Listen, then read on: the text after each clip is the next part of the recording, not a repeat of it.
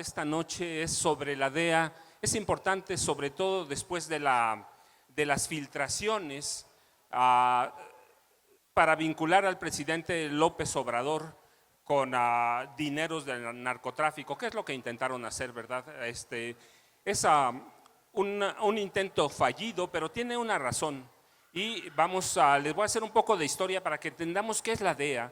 Todo el mundo la conoce, verdaderamente, todo el mundo la conoce, pero de pronto no sabemos qué es la DEA. Es el organismo de Estados Unidos que combate la producción y el tráfico de drogas prácticamente en todo el mundo.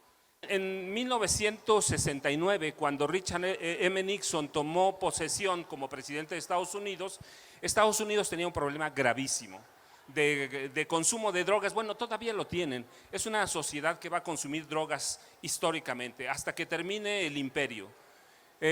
Cuando Nixon toma posesión, tenían un problema gravísimo. ¿Por qué? Porque tenían los residuos de la guerra de Vietnam. Y la mayoría de los combatientes de Vietnam eran adictos. Y tenían al movimiento hippie, que es quizá el movimiento de jóvenes más representativo, anarquista, pero dentro del orden, y un movimiento político. ¿Qué hacían los hippies? Consumían drogas alucinógenas, ¿sí? Recreativas, marihuana, LSD, que el LSD es una droga de diseño que va transformándose a lo que hoy conocemos como fentanilo. En 1971, tomando en cuenta cómo estaban, pero esos son dos movimientos, Vietnam y los hippies. Aparte tenían ya una historia.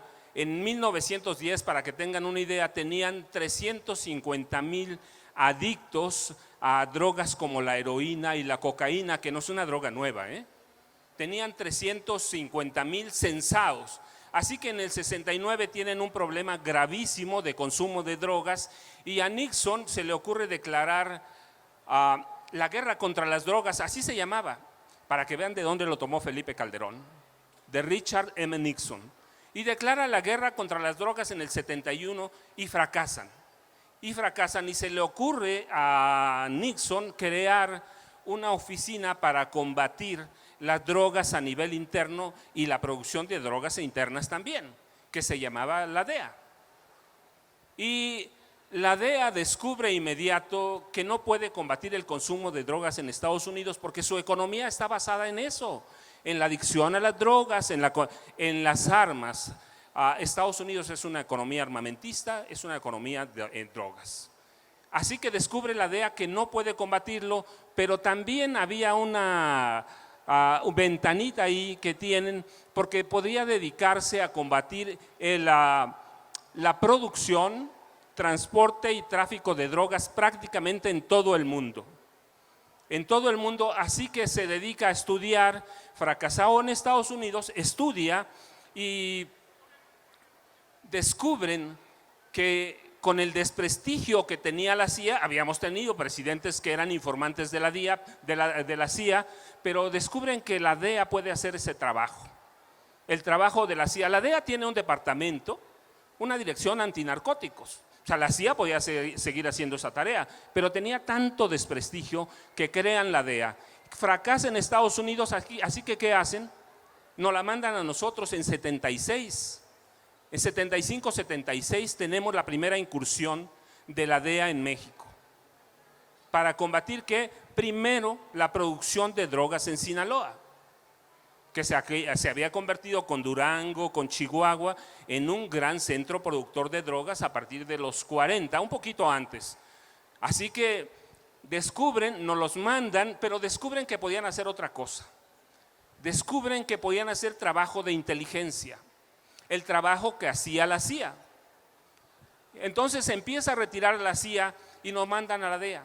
Y tenemos en 75-76 la primera operación de la DEA que se llamaba Operación Cóndor. No el Plan Cóndor, recuerden, el Plan Cóndor que se crea en los 70 es para hacer trabajo de inteligencia y contrainteligencia en Sudamérica y derrocar gobiernos en Sudamérica. Y eso pasa. Y aquí crean la Operación Cóndor, que es una operación para erradicar cultivos de droga, pero hacen otra cosa. Ingresan como inteligencia a México.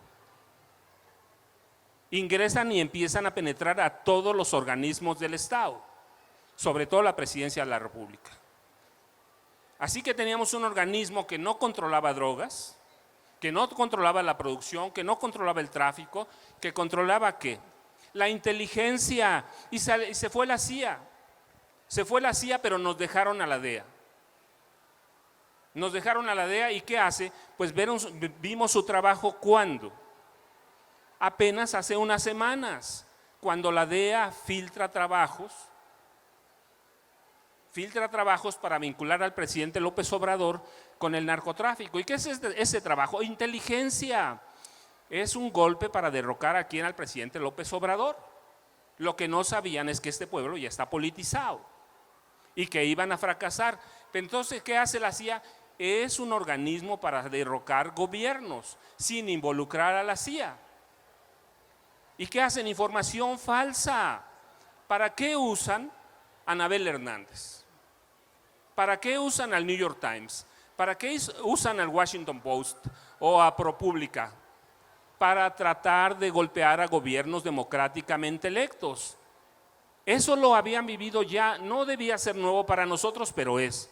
En 2009 firmaron un convenio con Estados Unidos, con Colombia. ¿Con Colombia para qué? Para instalar por lo menos 9 bases militares en Colombia.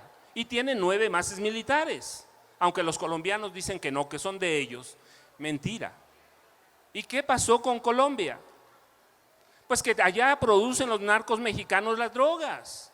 El cártel de Sinaloa, el cártel Jalisco Nueva Generación operan en Colombia. Somos los nuevos productores de drogas. Producimos cocaína, producimos heroína, producimos de todo y producimos drogas sintéticas también.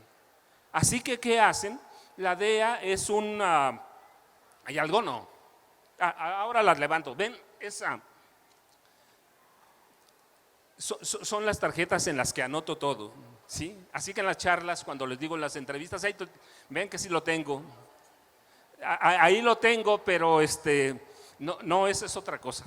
Pero nunca las uso. Nunca las uso, pero sí cuando yo les digo, les voy a hacer trampa. Así que tengo mis tarjetas ahí atrás de mí. Si alguien las ve, es el tema que estamos tratando, todo con nombres, apellidos, fechas. Así que, ¿qué hace la DEA? Infiltrar gobiernos. ¿Qué pasó en Quito? ¿Por qué el presidente Daniel Noboa se atrevió a tomar, como decía el doctor Valderas, por asalto, yo digo por asalto militar, la embajada mexicana? ¿Quién está atrás? El Comando Sur de Estados Unidos, que tiene un plan de 5 años para apoderarse de Ecuador. Ya tienen Argentina. Así que la DEA se convirtió en un organismo similar a la CIA y ya hace el trabajo que hacía la CIA en México. Infiltrar gobiernos. ¿Cómo le hace? Pues a través de periodistas como Anabel Hernández, a través de periodistas premiados como Tim Golden, como dice el presidente. ¿Por qué lo puede hacer? Pues porque eventualmente la mayoría de los periodistas trabaja con información de la DEA. Y cuando uno recibe información de una organización, es como cuando recibe dinero del gobierno. Ya no se puede echar para atrás. Y esos periodistas que reciben dinero o que reciben información de la DEA o de la CIA, tienen que trabajar para ellos. Y no estoy diciendo que Anabel trabaja para ellos, digo que recibe información de ellos. ¿Por qué le decimos a Loret de Mola que es un chayotero? Pues porque recibió dinero y ya no se puede salir. Y si alguien le pregunta a Loret, dice: yo nunca he recibido dinero. Pero hay que ver la empresa de su esposa, 400 millones de pesos en el gobierno de Peña Nieto.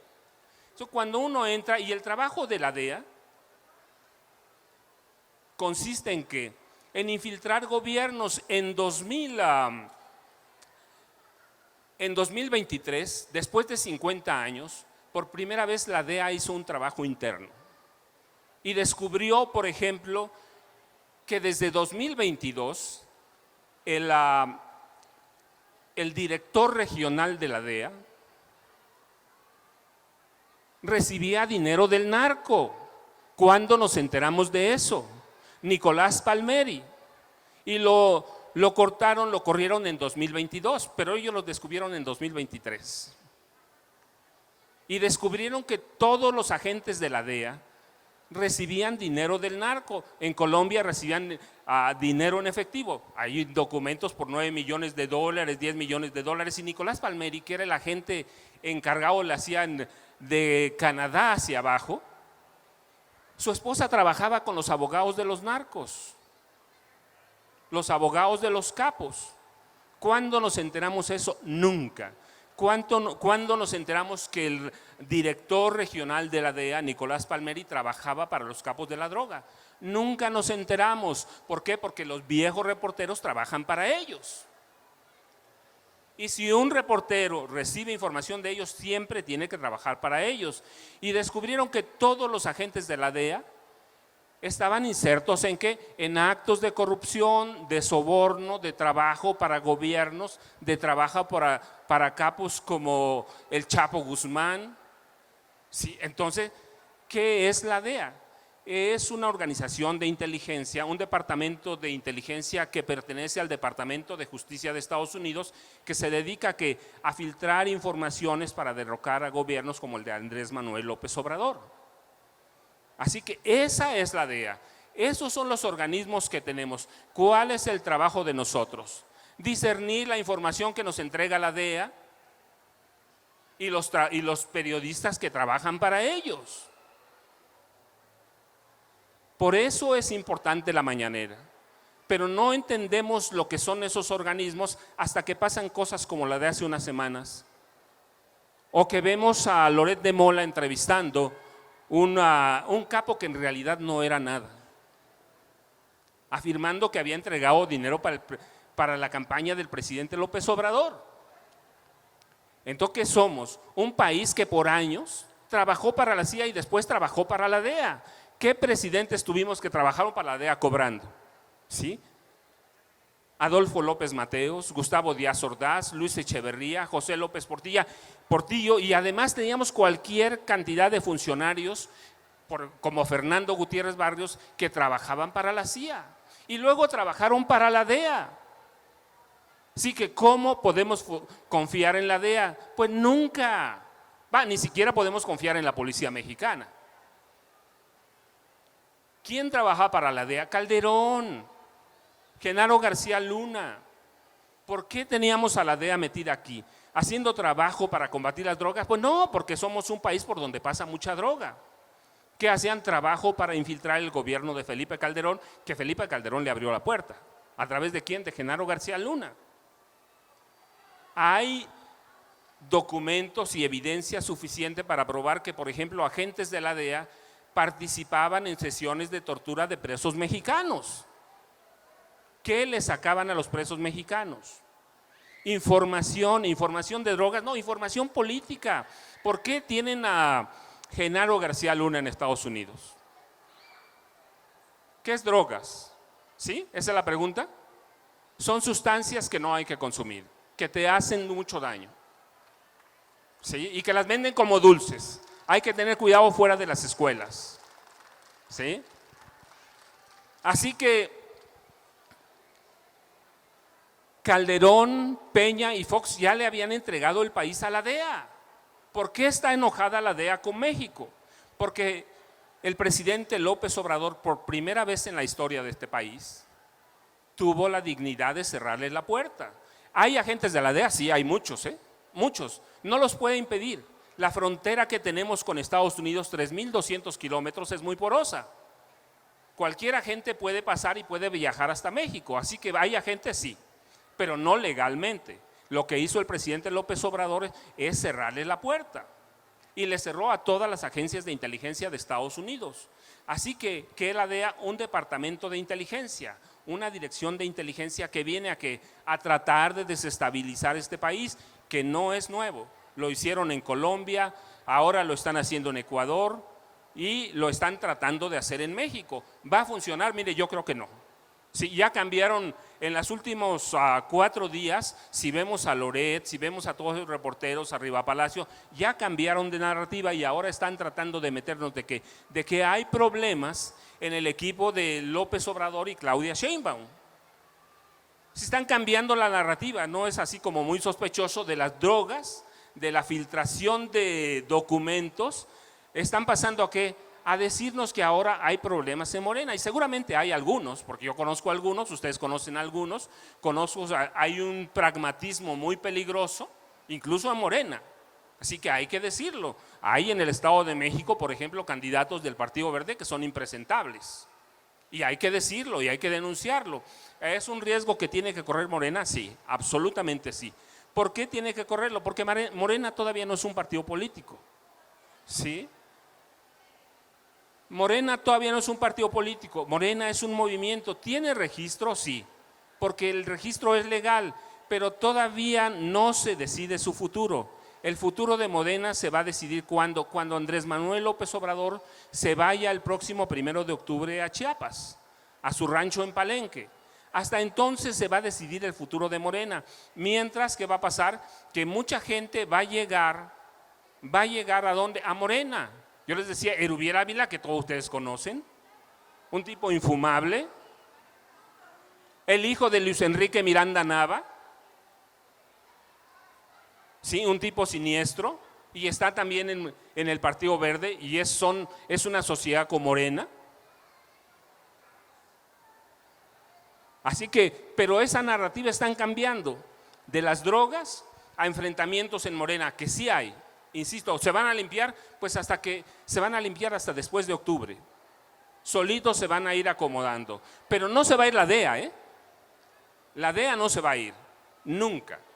Nunca, mientras tengamos problemas de drogas, no se van a ir. ¿Cuánta droga producimos? No sabemos. Yo les voy a contar, por ejemplo, alguna vez en 2005, entre 2005 y 2007, documenté que Amado Carrillo Fuentes tenía una riqueza de 16 mil millones de dólares. El Chapo Guzmán dicen que tenía 1,000 millones de dólares. ¿A dónde está ese dinero? Pues lo tiene Estados Unidos. ¿Quién controla el sistema bancario internacional? Estados Unidos. ¿A dónde está el dinero de los grandes capos? En los paraísos fiscales, en las Bahamas, en Europa. ¿A dónde está el dinero de ellos? Así que se va a ir la DEA. No, ¿por qué está la DEA aquí? Pues porque tenemos mucho dinero. Somos un país que tiene litio, que tiene oro, que tiene plutonio, que tiene uranio. En Acapulco, nada más estoy hablando, en Guerrero, disculpen, solo en Acapulco, pero hay un corredor minero desde Tamaulipas. Así que ¿para qué está la DEA? Para eso. Va a tratar de golpear a López Obrador, siempre lo va a golpear. Ya se va, ¿lo van a tirar? No, ya no pudieron. Si no pudieron en los últimos 5 años, lo que sigue no lo van a tirar. ¿A quién es su objetivo ahora? Claudia Sheinbaum Pardo. Y digo Claudia porque verdaderamente ¿alguien piensa que va a ganar Xochitl Gálvez Ruiz? Una mujer muy limitada. No, nada, de veras. Es una mujer muy limitada. A mí no los digo ahora porque la estudié desde que estaba en el gobierno de Vicente Fox. Es una mujer limitada, torpe. Es una mujer que no sabe lo que está diciendo. Hay que verla todos los días. Entonces, ¿cuál es el objetivo de la DEA? ¿Por qué no oímos o no escuchamos a la CIA? Pues porque tenemos a la DEA. Así que la DEA es un organismo que nació hace poco más de 50 años para tratar de controlar el consumo de drogas en Estados Unidos y después someter a los narcos de Estados Unidos. ¿Cuándo cayó un capo de Estados Unidos? Nunca. ¿Han caído mafiosos? Sí. Pero eso es otra cosa.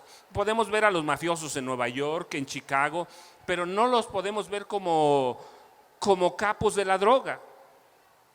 Así que la DEA fracasó y el trabajo que hace desde 1976 es trabajo de inteligencia, trabajo político. Buscar a personajes como Genaro García Luna, como Felipe Calderón Hinojosa, como Enrique Peña Nieto, y esa es la cara de la DEA. Así que muchas veces decimos no lo vemos, pero ahí están. No se los digo ahora, en 2009 publiqué un libro que decía Peña es un capo de la droga y va a ser presidente de la República. Y mucha gente fue a votar por Peña Nieto porque estaba bien bonito. ¿cierto? No, eso decían, de veras. ¿Cómo decían? Enrique Bombón, te quiero en mi colchón. Era guapo, claro, por eso votamos por él. Y no importa que dijéramos que era un capo, que había matado a su esposa Mónica Pretelini, llegó a la presidencia de la República. No se los digo hoy, lo publiqué en 3 libros, no tengo un desmentido. De que Peña, la represión de San Salvador Atenco, es brutal. Calderón, ¿quién es Calderón? Pues es un capo de la droga, va. Ciertamente le abrió la puerta a los españoles y vendió lo que resta de este país. Sí, pero es un capo de la droga que tenía un cártel en Los Pinos. Se los digo ahora, no, lo publiqué en 2010. Y dije que era un ladrón. ¿Asesorado por quién? Por la DEA. Así que ¿por qué está enojada la DEA? Pues porque no tienen un presidente de la República ahí como antes. Yo les dije, tuvimos 4 presidentes, 4, controlados por la CIA. Y luego tuvimos presidentes controlados ¿por quién? Por la DEA, que son la misma máscara. Uno pertenece al Departamento de Estado, otro al Departamento de Justicia. ¿Pero qué hacen? Lo mismo. ¿Por qué les interesamos? Por todo lo que tenemos de riqueza mineral. Toda la riqueza de la tierra de este país, que es vasta. ¿Por qué tenemos a los españoles aquí? ¿Por qué tenemos a los canadienses? Por eso mismo. ¿Por qué tenemos a los japoneses?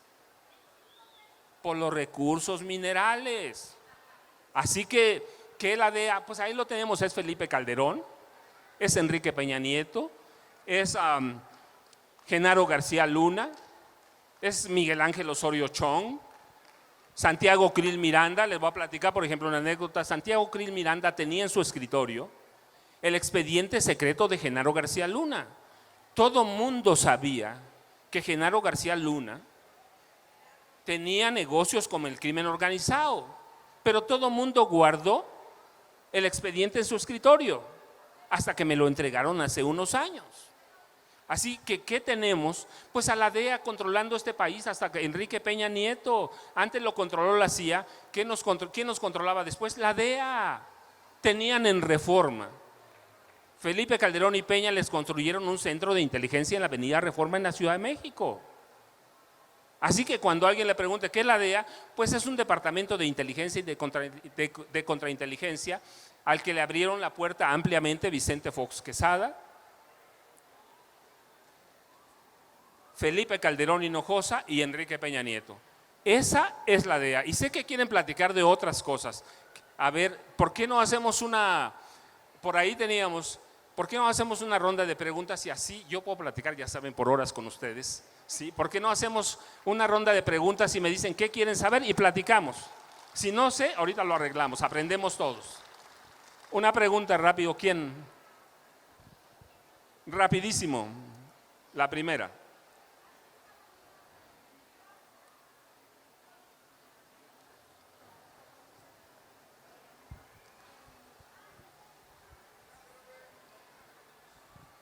Bueno, ya teníamos allá la primera, ahora tenemos la segunda, pero ahora mismo.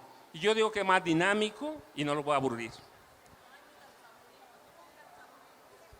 Gracias. Buenas noches, maestro Cruz. Quisiera consultarle o darle, no es una pregunta, quisiera ver si usted pudiera darme su visión acerca de algo que pudiera suceder. Ya ve que los gobiernos progresistas siempre son golpeados, como usted dice, a través de algunos mecanismos. Últimamente se ha utilizado más lo que es el lawfare, ¿no?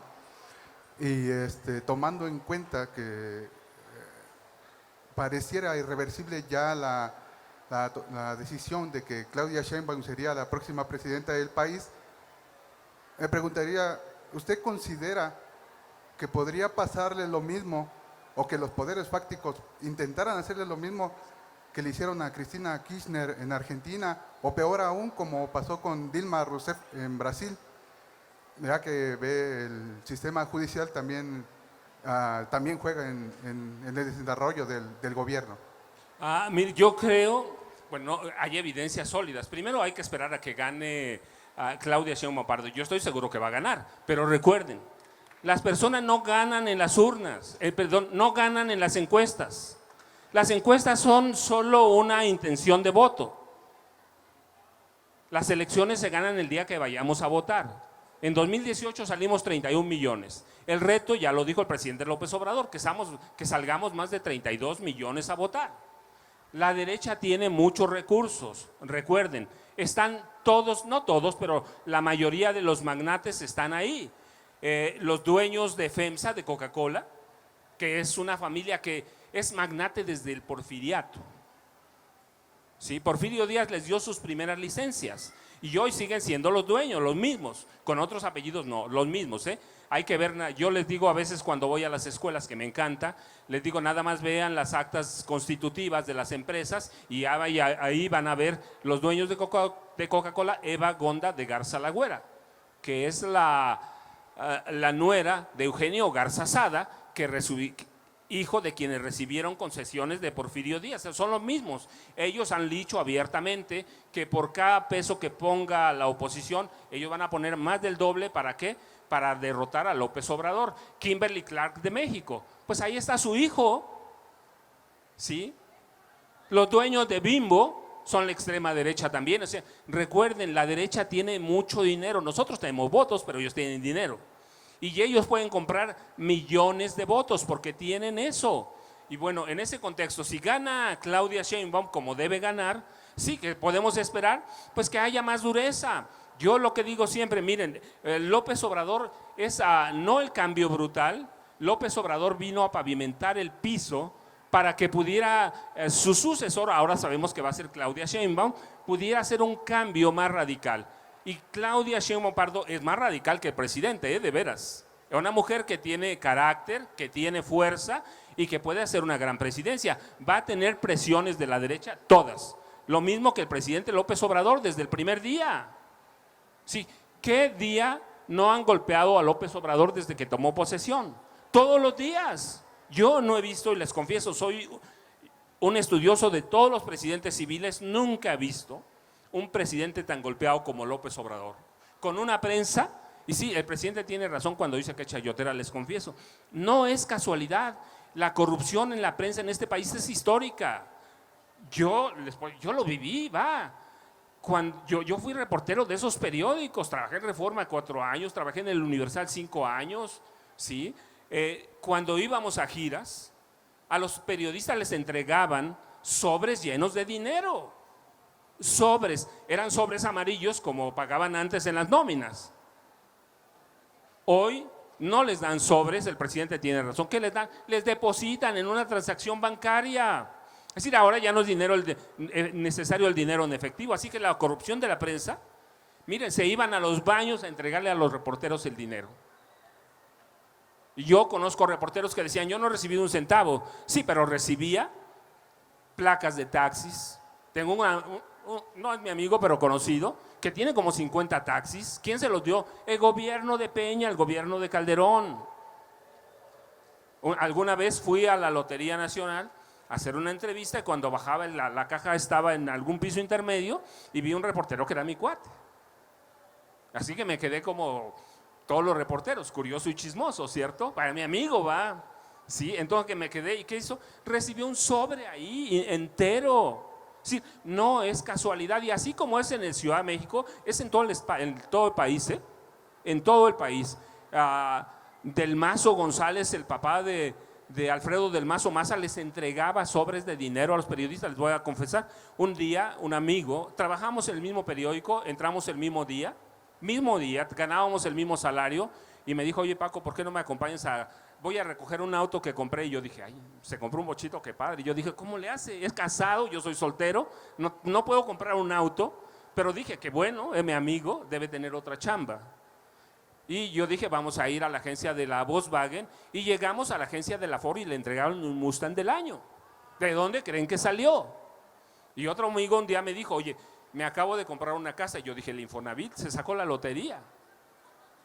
Y fuimos a un residencial en el que se compró una residencia en serio. Sí, la corrupción de los periodistas es en serio. Así que van a golpear a Claudia. Sí, claro que sí, todos los días. Va a resistir en la medida que salgamos a votar. Va a pasar lo mismo. No vamos a permitirlo, pero Lo van a intentar. ¿Cuánto dinero tiene Slim? $100,000 millones. ¿Cuánto tiene el que le sigue? ¿26,000?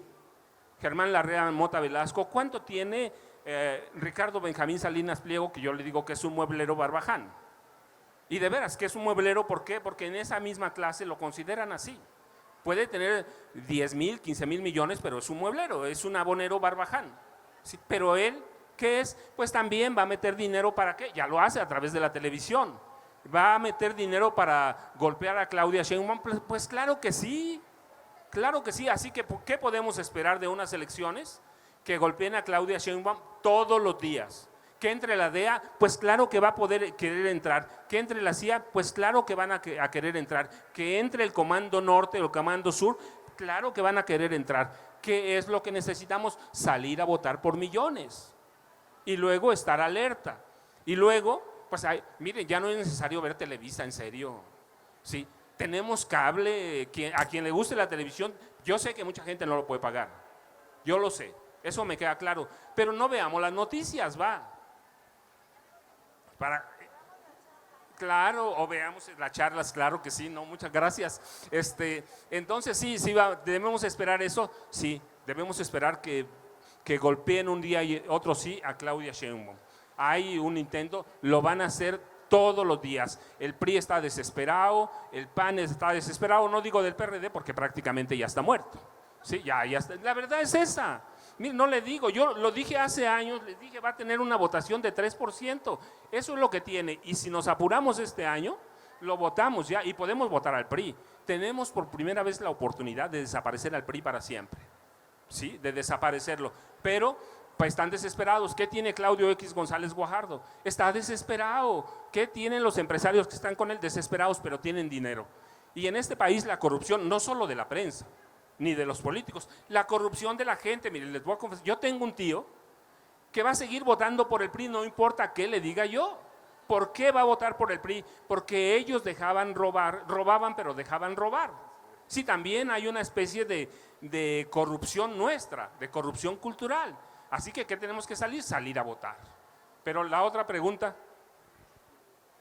Buenas noches, maestro Cruz. Bueno, es referente a la intervencionismo de todos los personajes siniestros que hubo en esta historia. Hay un personaje que se llamaba Henry Kissinger, no sé si pudiese hablar algo acerca de ese personaje. Pues, era un halcón, y llamado halcón en el sentido peyorativo, que le gustaba intervenir en todos los países y que tenían una política muy dura. ¿Sí? Esa es mi pregunta, ¿no? ¿Qué tanto influyó en en Latinoamérica? Pues todos ellos, es que hace mucho Estados Unidos ve a América Latina como su patio trasero y nos siguen viendo así. Yo por eso digo, el presidente López Obrador es el primero de los presidentes civiles. Podemos ir a los generales, pero es otra cosa. Es el primer presidente que se les para dignamente. Cuando en 2007 empezaba a dar conferencias, a dictar conferencias en las escuelas, me preguntaban, ¿y algún día vamos a tener un presidente narco? Yo les decía, pero ya hemos tenido muchos, ¿sí? Abelardo L. Rodríguez es el primer gran mafioso de este país, de veras. Es el primer gran mafioso. Él era mafioso desde 1919. En 1911 descubrió que él podría traficar opio, heroína y cocaína en Estados Unidos. Antes no, él lo descubrió antes, lo descubrió en 1911, pero en el 11 todavía las drogas eran legales. No había tráfico de drogas. Hasta el 14, 15 y hasta el 19 las empiezan a prohibir. Pero él descubrió que podía pagarle a sus tropas, ¿con qué? Con dinero de las drogas. Y en el 32, ¿qué hacen? No lo imponen al maximato como presidente. Plutarco Elías Calles lo lleva a la presidencia. Y luego tuvimos a Miguel Alemán. Mira, Miguel Alemán todavía me tocó conocer un par de viejitos que eran sus amigos. Miguel Alemán Valdés tenía al lado de su casa a un vecino que se llamaba Carlos I. Serrano, que era el presidente del Senado y era coronel, claramente. Cuando había operativos antinarco como lo conocemos hoy, los operativos salían de su casa y el dinero y la droga que confiscaban, ¿a dónde quedaba? En la casa de Miguel Alemán. Y luego, ¿quién tuvimos? A Carlos Salinas de Gortari, no se los cuento yo. Miguel de la Madrid, antes de morir, le dio una entrevista, y debo reconocerlo porque yo lo cité, le dio una entrevista a Carmen Aristegui. Y le preguntó a Carmen de si se arrepentía de algo, y él le dijo que Carlos Salinas se robaba la partida secreta y que su hermano controlaba el narcotráfico. Y todo mundo sabía que el papá, Raúl Salinas Lozano, tenía con Carlos Jan González, mexiquense, tenía que negocios de droga. Así que cuando me preguntaban, yo les decía, pues ya tuvimos 3 presidentes narcos y luego tuvimos a Zedillo. Zedillo no era narco, pero su esposa sí. Nilda Patricia tenía 2 miedos cuando llegó a la… Ya vamos.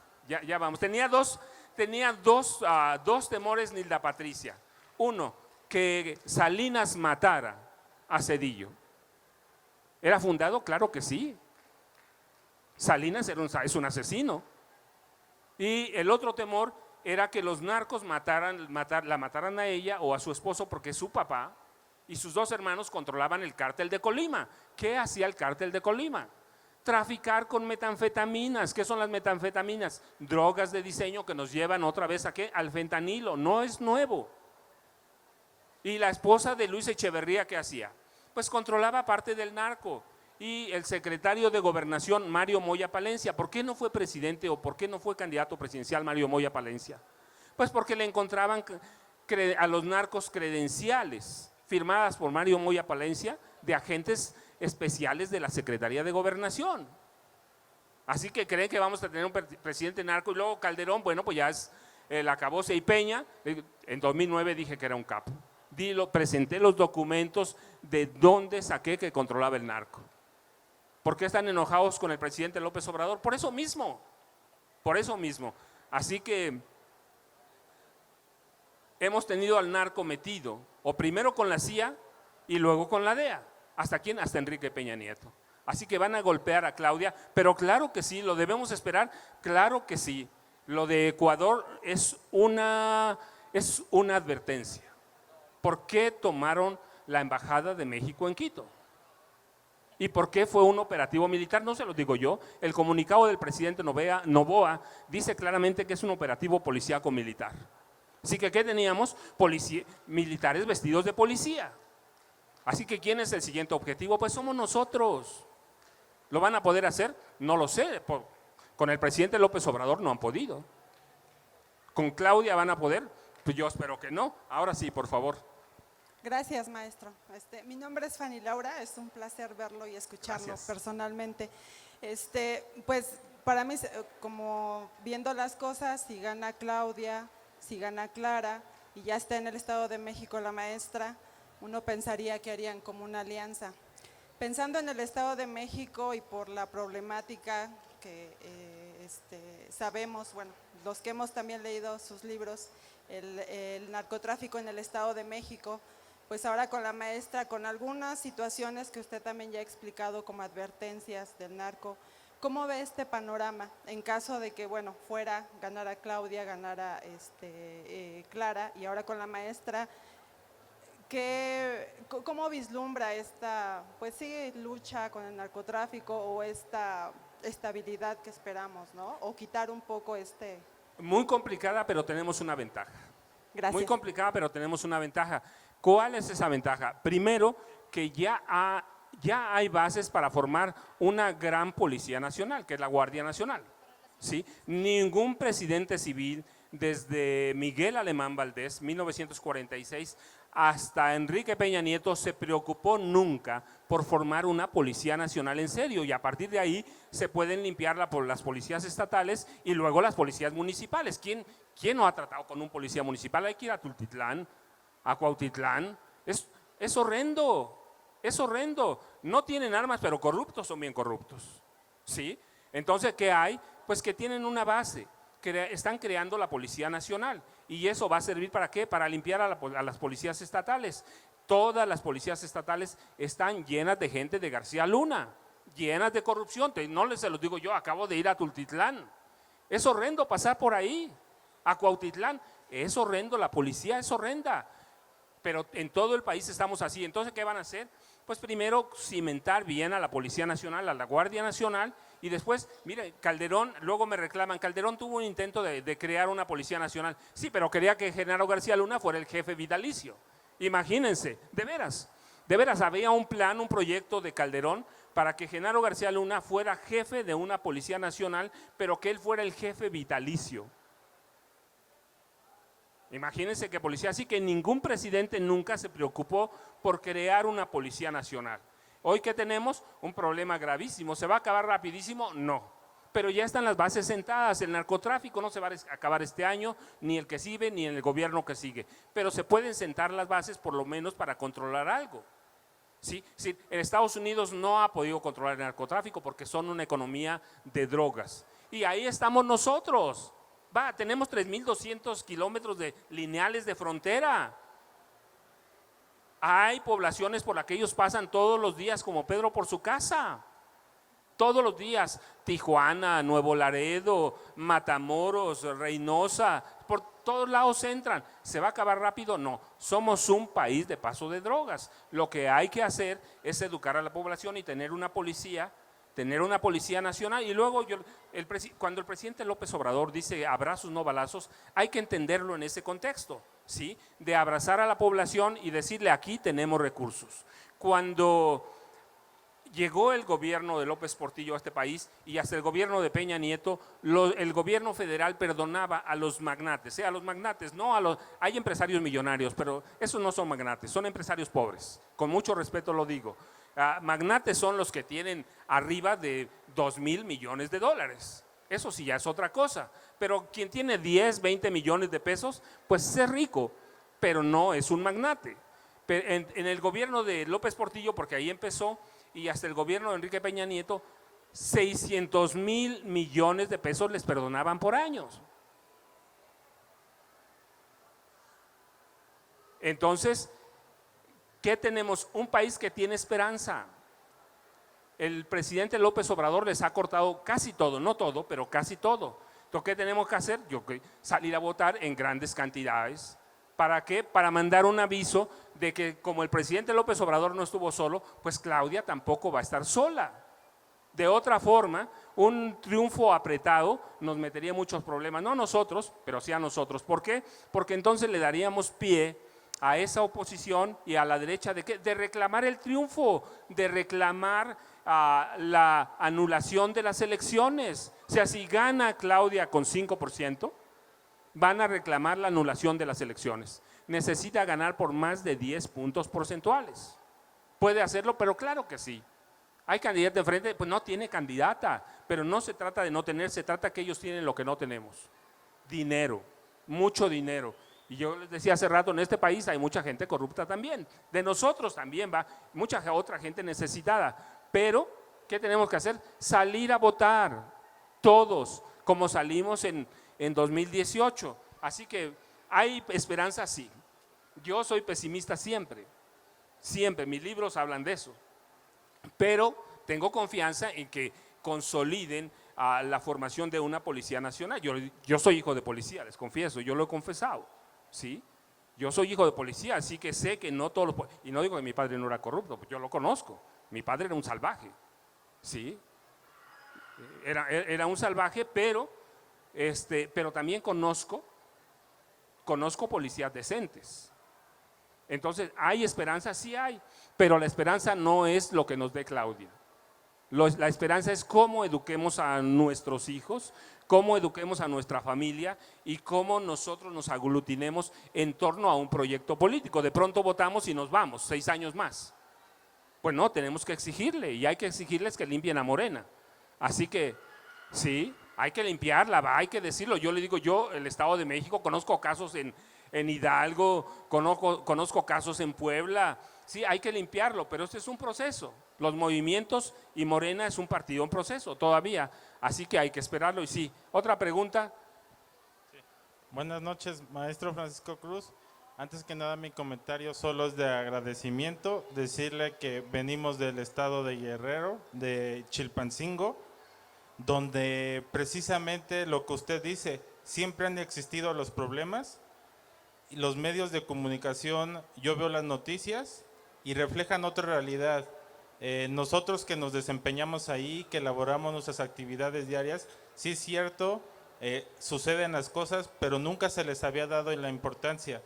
Yo soy mexiquense, soy de Ecatepec, radico actualmente en el Estado de México, del Estado de Guerrero, en Chilpancingo, y todos siempre estamos esperando, mi familia que me acompaña, mis hijos, sus pláticas, sus videocharlas, y han sido para nosotros un estandarte, no solo para mi familia, para quienes ahí vivimos en Guerrero, porque nos ha servido de guía para iluminarnos, para entender precisamente la problemática de nuestro país y poder tomar un rol activo. Entonces, estoy seguro que no solo aquí, también en toda la República y en específico allá le puedo dar testimonio que se le quiere y se le aprecia. Gracias, No, hombre, maestro. Muchas gracias. Gracias, de veras. Gracias. Yo quiero mucho a Guerrero porque viví 4 años y medio en Guerrero y la gente, los guerrerenses conmigo son generosos. Como aquí, como en todos lados. No es la primera vez que vengo a Nesa y me gusta. Aquí y tenía grandes amigos aquí adelante. Así que la problemática de Guerrero es la misma. Es una violencia histórica. Para acabar con ella se necesita mucho tiempo. Mucho tiempo. Primero, hasta 1929 los españoles fueron dueños prácticamente de Acapulco y de todas sus playas. Después los despojaron los alemanistas, pero nunca se preocuparon por la población. Y después hasta 2021 gobernó Héctor Astudillo, que era un pillo de 7 suelas, que además controlaba el narco. Así que este país está sumido en el narco desde 1911. ¿Cómo vamos a acabar en 6 años con eso? Necesitamos mucho tiempo, pero ¿qué necesitamos? Educarnos y salir a votar bien. A votar bien quiere decir pues que tenemos que dar el plan C y votar a ese poder judicial que está de veras horrendo, ¿sí? Es una cueva de narcos, empezando por Norma Lucía Piña Hernández. Así que hay que salir a votar, ¿sí? Hay que salir a votar. ¿Ya nos acabamos? ¿Ya? Pues yo les agradezco. Bueno, miren, va a estar ahorita el coro. En lo que se instala puede seguir platicando. Pues ¿Una pregunta más? Una pregunta más. Una pregunta más. Uy, es que hay mucho. O bueno, hacemos las 2 preguntas. 2 preguntas, si no. Sí, seguro, porque hay que respetar el tiempo y les agradezco de veras infinitamente. La primera. Maestro Cruz, quisiera que nos ahondara un poco más este último golpe de la Suprema Corte de justicia, de injusticia. Bueno, miren, les voy a decir rápido porque conozco el problema. En febrero pasado, en una videocharla, advertí con documentos y recuerdo mucho la circular, la 6/2024 del Consejo de la Judicatura Federal. Norma Piña es la presidenta de todo el Poder Judicial, que incluye el Poder Judicial, al Consejo de la Judicatura, la Suprema Corte de Justicia de la Nación y el Tribunal Electoral del Poder Judicial de la Federación, 55,000 empleados. Esa circular, ese oficio interno, prácticamente lo que decía es que tenían que conformar un equipo de soplones. ¿Para qué? Para controlar, para enfrentar. Yo dije en esa época, hace 2 meses, en febrero pasado fue. ¿Por qué? Porque ya están pensando en enfrentar a Claudia Sheinbaum Pardo. Cuando publiqué esos datos con documentos de la Suprema Corte, documentos del Consejo de la Judicatura y documentos de los sindicatos, todo se paró, pero el ejército de soplones que crearon no. ¿Y qué vemos hoy? El golpe asestando al ministro Arturo Saldívar Lelo de la Rea, que es entrarle al área política. ¿Tenemos que tener miedo? No, hombre. No, claro, es decir, es un poder. Pero sabíamos y debimos estar conscientes antes que iban a participar en política. Están defendiendo sus privilegios, defendiendo sus intereses, y cuando uno defiende algo que puede perder, pues lo defiende con las uñas, a mentad de madre. Lo defiende ¿cómo? Liberando a Jesús Murillo Caram, contratando a personal cercano a Genaro García Luna. ¿Y qué? Acusando ¿a quién? Al ministro Arturo Saldívar Lelo de la Rea, ministro en retiro. ¿Qué tan fundamental es? Pues es una parte importante, pero no es electoralmente una política polémica, pero es más bien un aviso a Claudia, mira, nos estamos armando para darte la madre. Y si podemos, lo vamos a hacer. ¿Qué va a pasar? Pues tenemos que esperar a las elecciones. Y yo digo, si hay el plan C, Zedillo desapareció. La primera medida que tomó Zedillo, además de los del peso, que eso podemos platicarlo aparte, la primera medida que tomó Zedillo fue presentar una iniciativa para desaparecer al Poder Judicial. ¿Se puede? Sí. Este país funcionó de diciembre de 1994 a enero de 1995 sin Poder Judicial. ¿Podemos hacerlo otra vez? Claro que sí. Entonces, ¿qué están haciendo? Preparándose para enfrentar al próximo gobierno. Pero si hay plan C, por más que se enfrenten, si el Congreso aprueba un proyecto de ley para desaparecerlos, lo desaparece. ¿Qué va a pasar? Nada. ¿Quién confía en los jueces? Nadie. Así que no importa si lo desaparecen, pero hay que ganar primero. Ya les dije, si las encuestas son tendencia. El voto se gana en las urnas. Una pregunta más. Sí, buenas noches y gracias por su sabiduría y por difundirla. La pregunta sería si con Claudia, como dice que tiene carácter, sí podría caer alguno de los presidentes. ¿Podríamos ver en la cárcel a alguno de los expresidentes? Tenemos que reunir una condición. Primero, cambiar al Poder Judicial. ¿Quién se va a atrever a enjuiciar a Carlos Salinas de Gortari? Son ellos mismos. ¿Quién? Acaban de liberar a Murillo Karam. Bueno, es arresto domiciliario. ¿Quién va a juzgar al presidente Enrique Peña Nieto? Él impuso a Norma Lucía Piña Hernández primero como ministra y su equipo maniobró para que fuera ministra presidenta. ¿Quién los va a juzgar? Son los mismos. ¿Sí? Lo primero que tenemos que hacer es que haya un plan C y que el Congreso de la Unión, la primera medida que tome es desaparecer al Poder Judicial Federal y de ahí se va a venir en cascada a todos los poderes judiciales de los estados. ¿Por qué es importante el plan C? Yo les digo, porque para que haya una reforma constitucional tienen que aprobarla también los estados, por lo menos la mitad más uno. Sí, no importa que la apruebe el Congreso de la Unión, si no la aprueban los congresos de los estados, 50% más uno, no hay poder de que entre en vigor una reforma constitucional. Por eso es importante el plan C. Las elecciones no deben concentrarse en la Ciudad de México y en Claudia Sheinbaum. Hay 8 estados que van a tener elecciones además y tenemos que elegir 300 diputados de mayoría. No hablo de los otros 200 porque son diputados de partido. Tenemos que elegir a 64 senadores. Los otros son también de representación proporcional o primera minoría. Así que hay que hacer viable el plan C y solo así podemos juzgar a esos expresidentes pillos, narcos todos. Sí, así que yo les agradezco mucho, de veras, muchas gracias por esa. Ahora gracias. sí, un fuerte aplauso, por favor, Gracias. por las palabras que nos vino a decir Francisco Cruz aquí en la Feria del Libro Nesa Gracias. 2024 para leer en libertad. Gracias, Sus libros se gracias. encuentran aquí Una a disculpa, ya están mi listos. derecha a la venta.